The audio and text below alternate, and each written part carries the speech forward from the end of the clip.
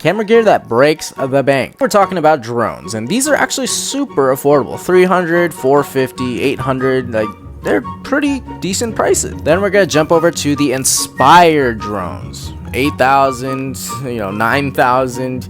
It's getting pretty crazy, but it doesn't even stop there. This is a Freefly Alta X. This is meant to carry like super heavy cameras, and it doesn't even fly that long. Like the smaller, cheaper drones fly for like 30 minutes. These probably fly for just a few, maybe like 10 max. It's like $17,000, and that's just for the drone, and you need all these other things just to make sure it works. So I'm stuck in this box and I don't know how to make it smaller. I don't know how to zoom out.